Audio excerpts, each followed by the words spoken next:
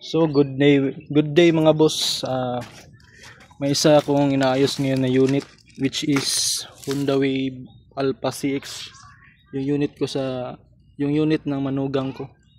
Kasi may issue siya.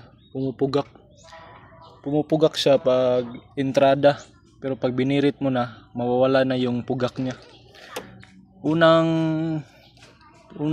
nakita kong sira is hinihinala ko is ignition coil. Ito yung sira mga boss.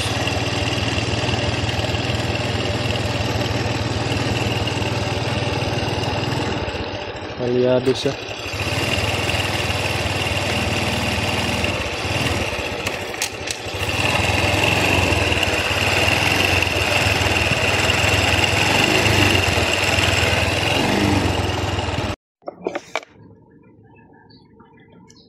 Ignition coil.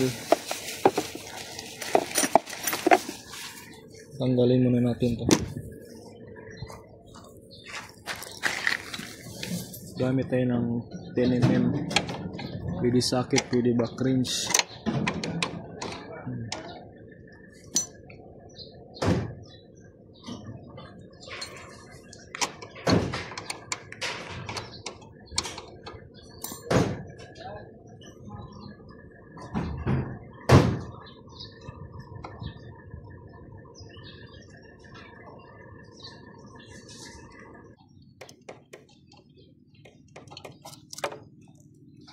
Ito na mga boss, natanggal ko na.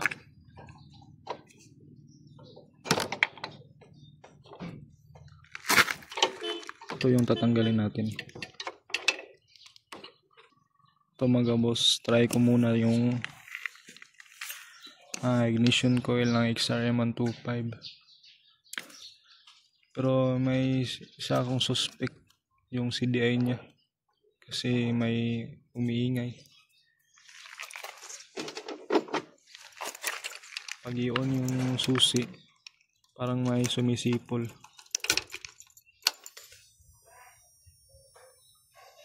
Rinig nyo ba guys?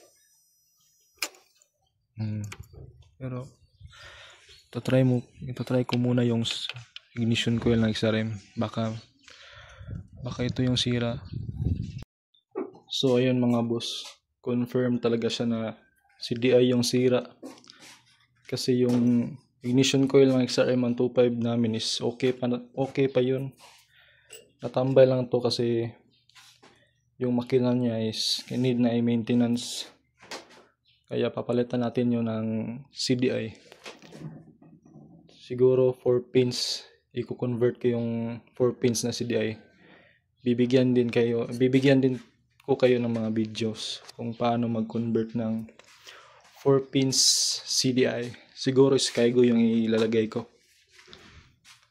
Sige, thanks for watching mga boss. See you at the next video.